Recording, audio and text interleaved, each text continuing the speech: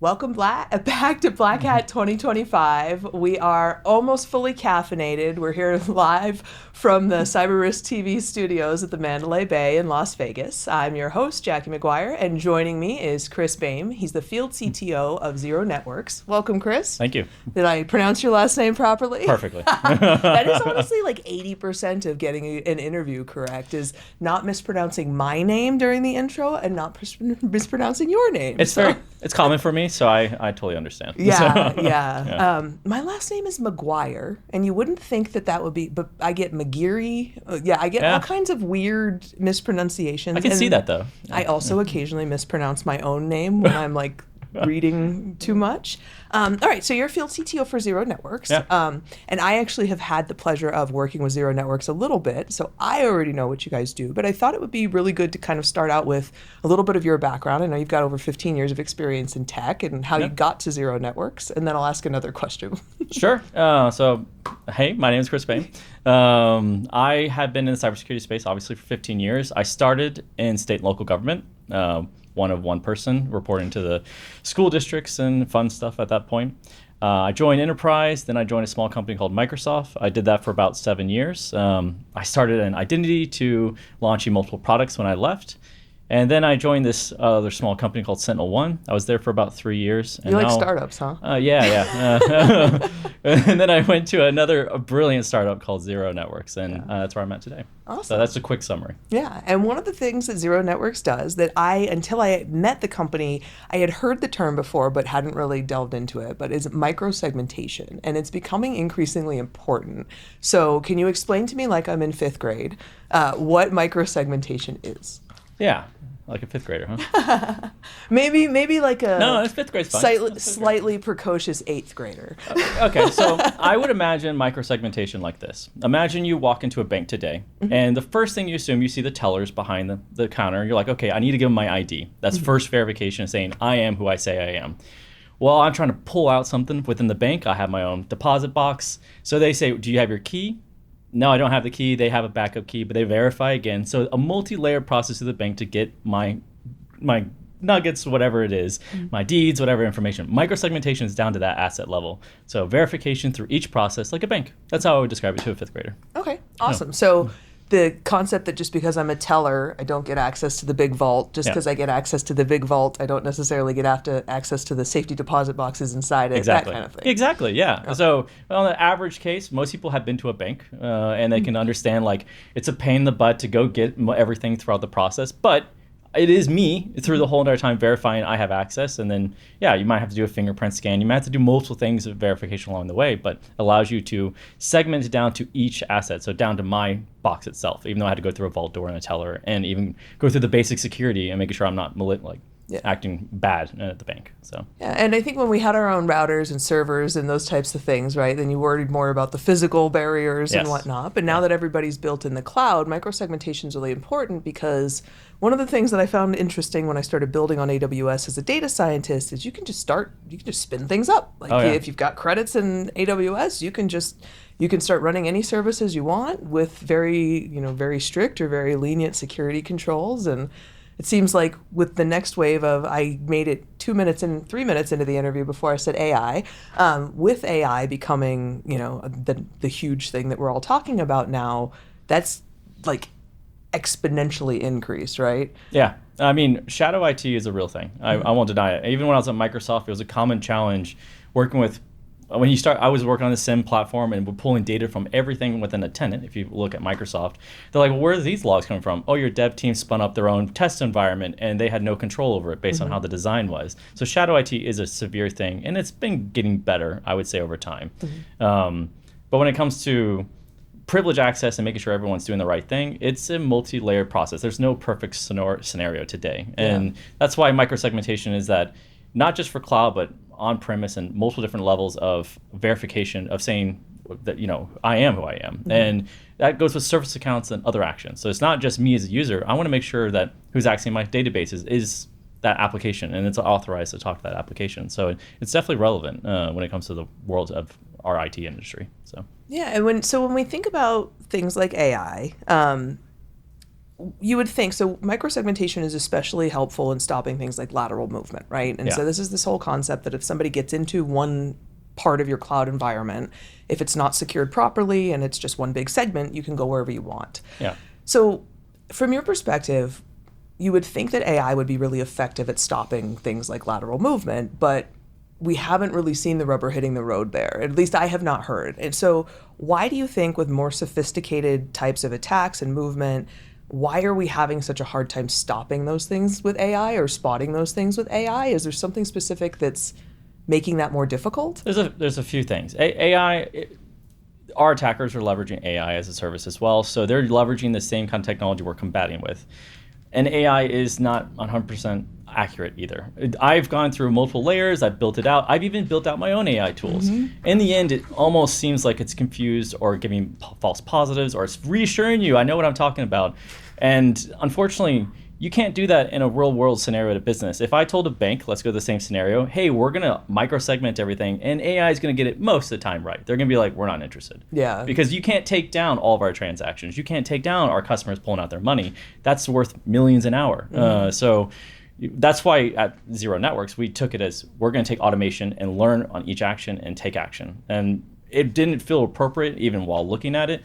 Artificial intelligence has the pros and cons. Massive data, petabytes of data, it can summarize that. Great, it gives you an idea. It's 90% accurate. It's good enough for me to know what to do next. But when it comes to my life, do you want a car to drive and only use artificial intelligence? No, you have machine learning and automation that says, hey, that's a stop sign, I need to stop. And it has to tell you, and I know I need to stop. Instead of just kind of guessing, I think that's a stop sign, so should we go or not? Yeah, I've seen a few videos the last few days that seems like that may be what's going on. But so this is a really fascinating, so when we think about agents, when we're talking about, and agentic AI is really, I think, LLMs were kind of the first thing we threw at every problem, but they're really inefficient. They're not necessarily, and to your point, they're pretty prone to hallucination. Yeah. I don't like that term because it makes it sound like they make things up. Just to be clear, it's the hallucination is stuff that was in the training data. We just don't know why. Right. So when we go to, microsegmentation is going to help stop that. So I guess we've established that AI is really not doing a great job there. Are there places where you're seeing that AI is really effective in security? Like, what's the low-hanging fruit where people are actually having success? Because I think we need good news on AI and security. Okay, that's fair. I have worked on multiple AI projects. Probably the most successful platform is, I kind of already mentioned it, is summarization. Just saying what is happening in this very complicated metrics. As you may hear today in the market, there's platformization, large groups of products being acquired by big companies and saying, hey, we can do a little of everything. The problem is now they're doing a little of everything. What is going on in my own environment? I'm buying 14 different products from this one company. So AI is kind of summarizing what is happening based on my environment. That's what it's trying to do. Now, I've seen the implementation of chat and guidance. Guidance works pretty well because you can tailor it and fine tune it based on relevant information. And generative AI does a pretty good job getting that done at this moment in time, if it's very controlled.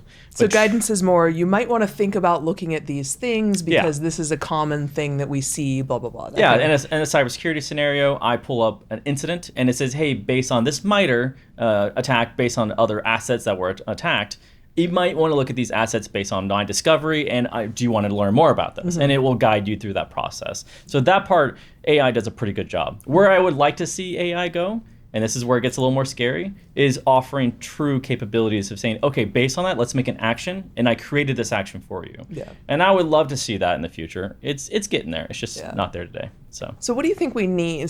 I guess, what's the ideal balance of microsegmentation? Because with AI agents, you need them to be able to touch multiple things, and sometimes you need them to be able to be adaptable. Because it is scary, right? Because I have also seen, like, we were just talking last night with one of my security friends where he's like, yeah, it definitely, the AI told me to just drop this SQL table that I was having issues with. It's like, funny. Oh, just drop the table.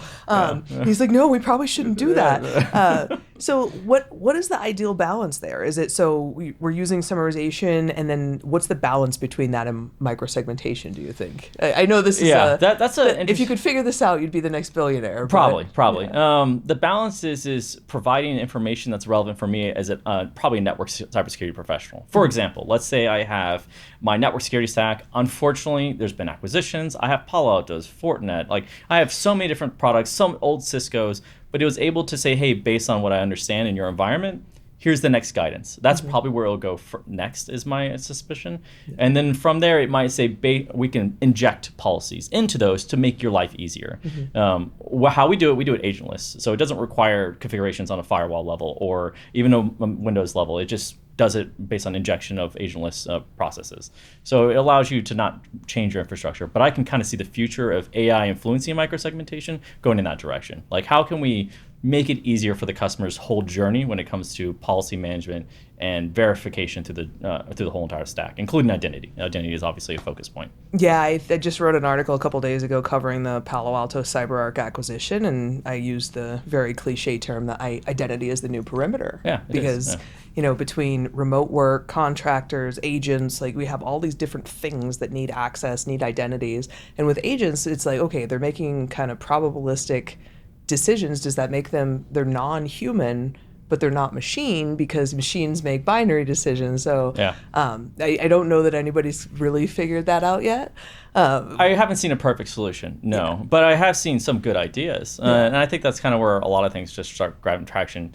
I mean, look at all the startups, they usually have one really good idea, and then everyone kind of copies it and expands on it, then it grows. So I imagine it's probably going to happen sooner than later, but it probably, you're right, it's probably the next billion-dollar company. It's going to really revolutionize how artificial intelligence is mapping appropriately. Well, and as soon as you find a good solution, I mean, being in security, we're all kind of mischievous kids, right? So as soon as someone's like, hey, I've got this bulletproof solution, my first thing is like, all I want to do is find a way around it. Of course. All I want to do is, like, I was talking to a couple of my security friends last night, and they're like, yeah, we went to this party after hours, and there's a big line at the door, and the bouncer was turning people away, so we knew we had to find a way to sneak in. Oh my goodness. Like, they could have just waited in the line and paid the bouncer the $40, right? But they were like, no, we found a fire escape. And I'm like, this is security, people. This is why we can't bring you anywhere.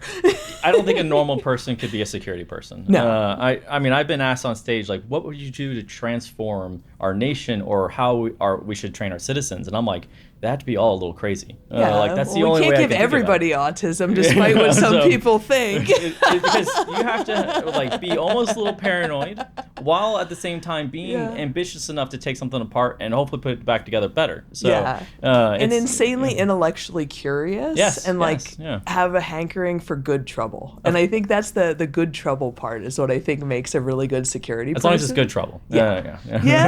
Sometimes the line's a little blurry, like but skipping through a bouncer line. Yeah. So I guess last question. Unfortunately, we have to wrap up because we don't have a ton of time. I wish we had more time. But if I'm a CISO and I'm trying to figure out, as my team are bringing me all these different AI tools, what is hype and what is practical and what will actually make an impact? Like, what kind of process would you use? Like, what would your decision-making process look like for that, where you're like, okay, we have zero networks, we're doing microsegmentation. How do I figure out whether this is just another AI hype tool or whether this is actually something that's going to benefit my organization? Yeah. I'll start with the AI question. First off, any artificial intelligence platform that's using generative AI, it better explain what it's doing. So if I click, hey, give me a summarization, and it just is a black box, personally, I love the idea. It could be bulletproof, but I don't believe it. Yeah. Like, it could give me a false positive. I don't know where to look. I can't verify. There's no audit trail. That's a red flag. I would just disconnect. Even if it's the best product and the best name in the market, I'm sorry, I don't trust it today. Yeah. That's just me. As for zero networks, how the difference is I would look at it from a perspective of how is it learning and how is it impacting your business, and is it creating friction, and is it a journey that's successful? Like, can you actually do it? Or is it something that you're going to struggle on a constant, hey, I have to hire new people, new teams. It's an ongoing effort. We're not ever getting it done. And that's kind of the unfortunate part of microsegmentation is it's been known to fail or never get completed. And I would say a lot of our customers are not having that conversation. That's why we have not lost any customers. We are very proud of that, and because they continuously use us and it's learning and doing what it's supposed to do. Yeah. So. You are making the rubber hit the road. We're trying. That's amazing. Chris Boehm, Field CTO for Zero Networks, thank you so much for joining us. This was amazing. Yeah. Really appreciate it. Thank you. Live from Cyber Risk TV, we are at Black Hat 2025. I'm Jackie McGuire. We are in Las Vegas, Nevada, and the air is actually clear today, so we can all breathe. Anybody who was here yesterday, you literally could not see more than half a mile. It was insane, but we are all happy to be here at Hacker Summer Camp. Stay tuned. We'll be right back with lots more insights. If you'd like to check out more about Zero Networks, please visit securityweekly.com/blackhat or securityweekly.com/zeronetworksbh.